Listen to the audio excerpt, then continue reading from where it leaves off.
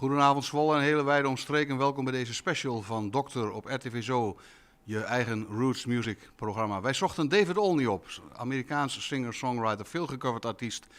Artiesten als Emmylou Harris, Steve Young, vele anderen namen zijn werk op. We spraken met hem in Ede. Straks nog wat beelden van het concert hier. Veel plezier. Mama told Papa, dinner's in the pot. You better come and get it while your dinner's still hot. Yeah, get it while it's hot.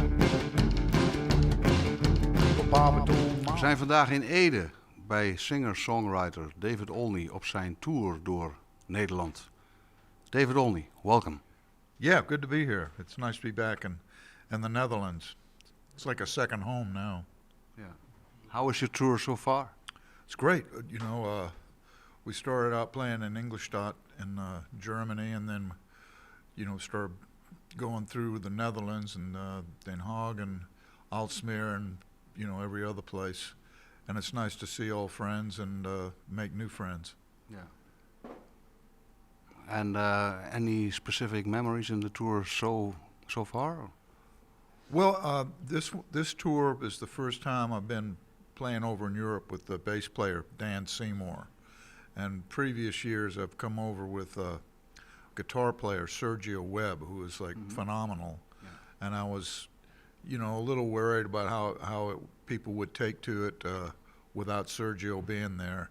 But so far it's been very good, and Dan is it's really nice to play with the bass, and he does that bowing stuff, so that adds a whole another element. So that's kind of one of the main things to me, is just how that has worked out. Yeah, you have your daily comment more or less on internet that you present. That you film yourself with any kind of daily stuff that you're occupied with, or singers starting to write. Any new projects that you have in mind? I'm working on a project with this fellow Brock Zeeman that we played with in The Hague. He's a Canadian fellow, and he's going to produce a record.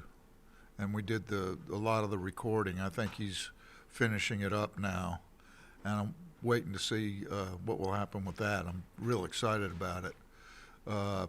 For one thing, getting into Canada would be a big plus for me. So that's the main thing. And then in a couple of months, I'm going to be in a Shakespeare play, so okay. I'm getting all geared up for that. And that's something that you act in, or is that you write the music, or what? Yeah, it's more. I got into it because they needed a song written, and then they said, "Well, do the song, and then you can have this part." And so, I'll see where it leads me. Yeah. It's like, to try and figure out something new, a new kind of endeavor is kind of a. At this stage in my life, it's like rolling the rock uphill a little bit, but it's fun, Yeah. Lately we had quite a few singer-songwriters leaving us, like Steve Young and Kai Clark. Yeah. Any specific memories that you like to share? Yeah. When I first came to Nashville back in the 70s, Guy Clark just was in the process of making, and then it came out, his old number one, and that was a really big deal because he was someone that I could run into at, in a bar and say hi to, and he'd know who I was, and he was someone who's made a record, which back then was, very hard to do, to get a record deal. So it meant a whole lot, and the quality of those songs, Desperados, Waiting for a Train, and LA Freeway was so high that it kind of set the bar. It gave every other singer songwriter something that it had to be. You were trying to write something that was that good. A kind of standard. Yeah, and then and to see Guy and Townes Van Zandt sitting in a bar, was like knowing movie stars to me. And then Steve Young. I'd been in Nashville for about 4 years and was pretty discouraged. I hadn't been able to get anything going. And he did a album for Rounder Records, and he did a song of mine, Contender. Yeah. And that was huge to me, because that was someone that I admired, who was well known, that was, approving of your songwriting. Yeah. But the one that really got me was when he did "If My Eyes Are Blind." I thought that was a wonderful version that he did. Yeah.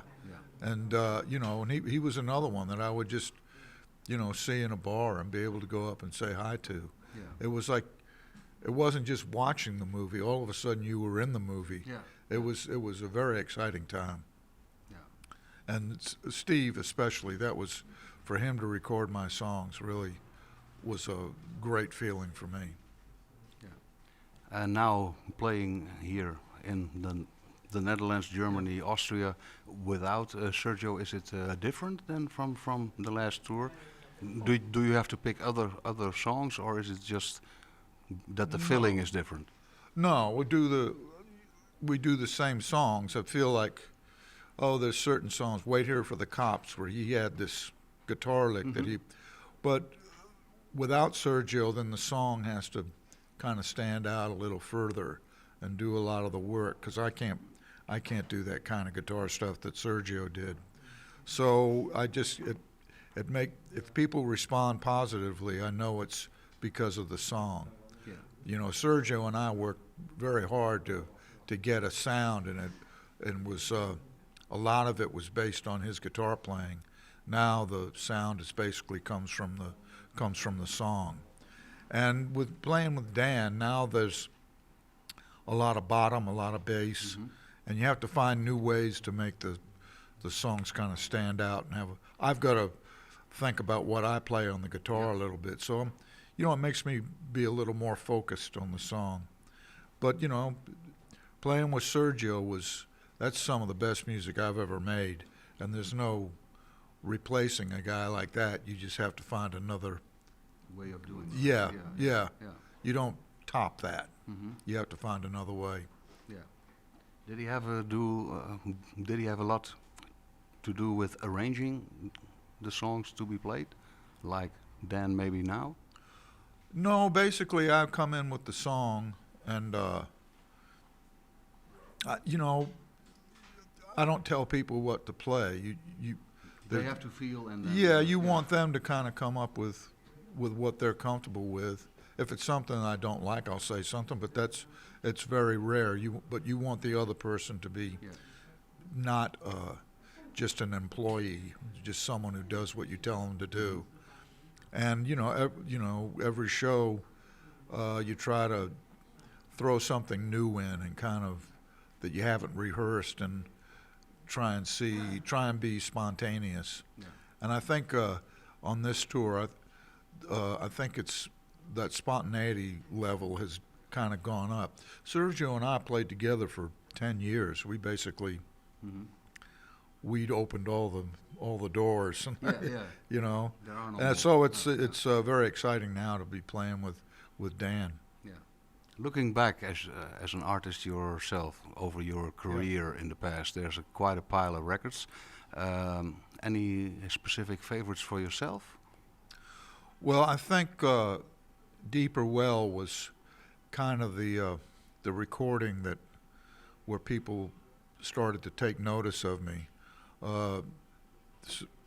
Emmylou Harris, one way or another, got a copy of it, and she ended up recording Deeper Well and Jerusalem Tomorrow, and then she sent Women Across the River to Linda Ronstadt, and they also, Linda Ronstadt did that song. So that album, as far as getting other people to record songs, was a big deal to me. I always say the best recording I've ever made is going to be the next one. I try to, this Canadian one is in the front of my mind. But all the CDs, there's always, to me, 3 or 4 songs that I really, that stand up for me over the years. Yeah. And that's, to say which one is better is like deciding which naming a favorite child. naming which one of your kids you want to. No. There are lots of covers. Even Rick Dango, when he was in his Denmark period with Dango, Fjeld, and Andersen. He recorded Women Across the River. There are plenty of covers, so that must be some kind of recognition for your work. Even if it's a band playing in the garage down the street, if they just play your song, it means a lot. That's as high a compliment as someone can pay you. I know you have to go to a certain amount of work to learn somebody else's song. There's a thing on YouTube for a song of mine, Dillinger. It's a Dutch guy just with a guitar playing. And I don't know who that is. He's not a famous person, but I think that person heard that song and went to the trouble to learn it. And really, it's wonderful. Do you remember this picture? That was us 15 years ago.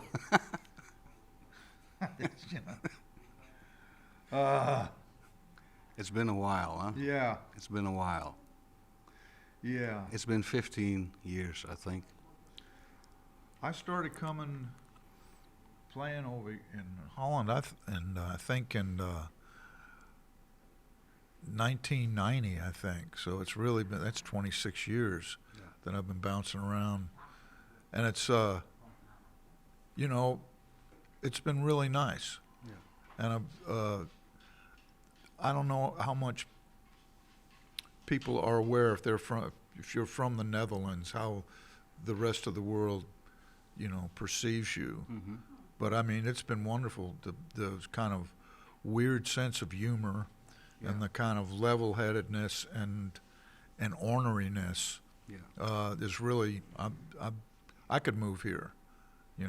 I really love this place. You'd be very, very welcome. I saw you the first time. It was in Groningen. It was a singer-songwriters festival with Paul Kopes, Kai Clark, Towns Van Zandt. That must have been about 25 years ago, I guess. Yeah, that was like a war. I mean, that show took like about 6 hours to get through, and at the end of it, people had been drinking beer the whole time. It looked like someone had thrown a grenade in the place. Oh, that was funny. Okay, we won't keep you longer. You have to relax to get into shape for the show. Thank you for this lovely interview.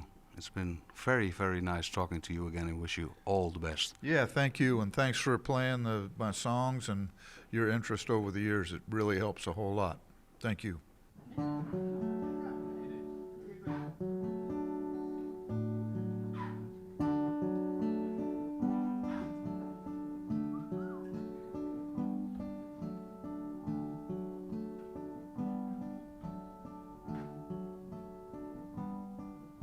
I think the first time I came over to the Netherlands, I think it was maybe 1990.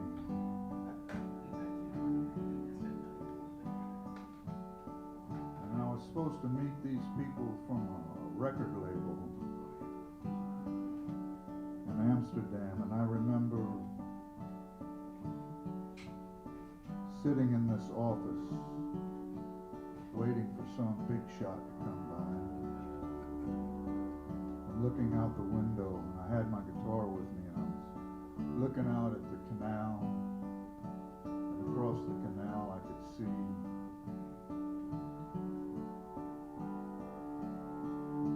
young women pushing baby carriages. And I remember I started playing this song. Oh, the women cross the river, carry water from the well to break of day.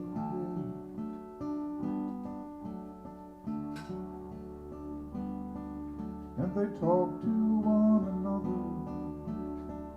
God only knows what they might say.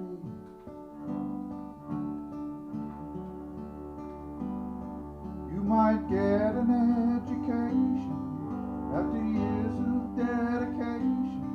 You might finally get a glimpse of what is right and what is wrong.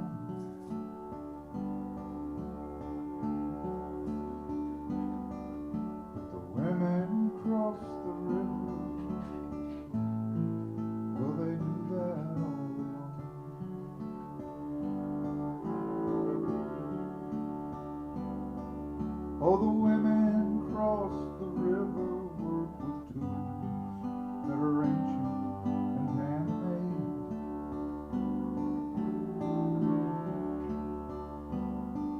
And they plow their fields in perfect rows, and then they rest beneath the shade.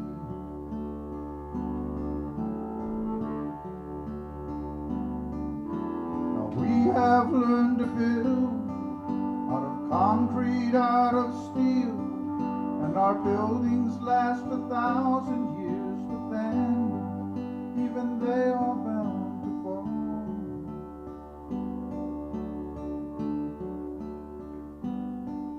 The women cross the river, never learned to build a wall.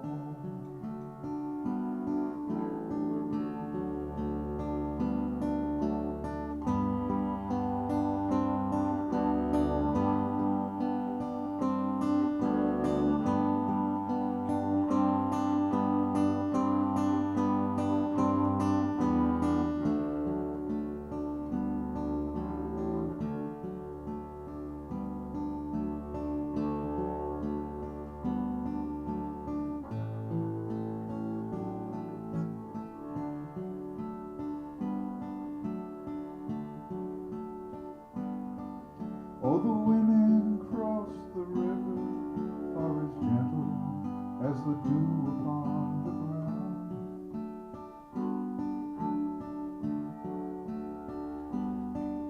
How I love to hear them laughing in the rain when it makes that perfect sound.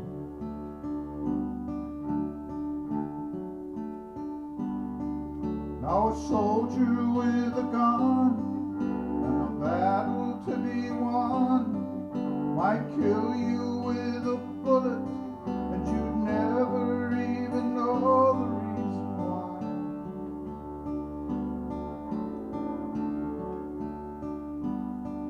But the women cross the river,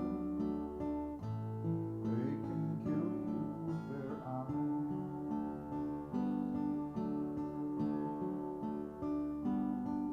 Oh, the women cross the river, they can kill you with their eyes.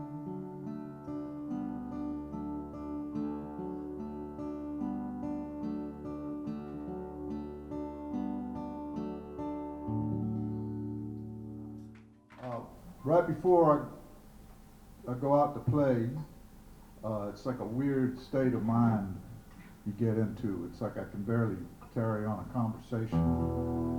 And for some reason, 5 minutes before I'm supposed to play, I'll suddenly, some idea will go through my head, some musical thing. It's like there's no time to do anything about it. And I remember playing a concert and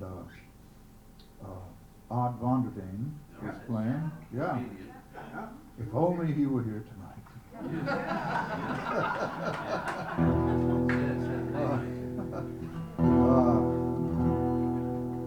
He was playing, and I was listening to him, going, "Oh shit, this guy's really good." And I was getting pretty nervous, and then this thing started going through my head.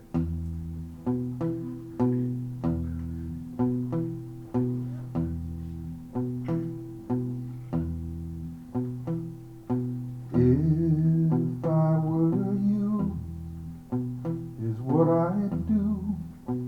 I'd put a candle in the window.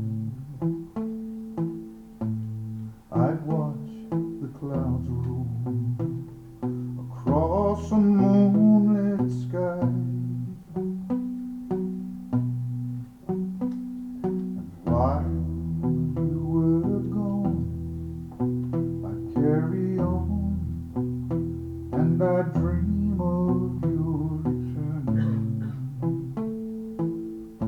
That's what I'd do if I were you. If I were you,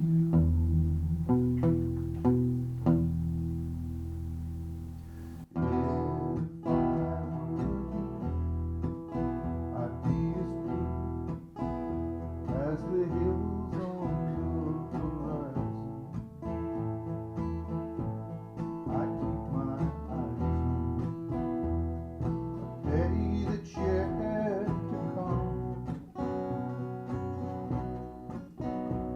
I dream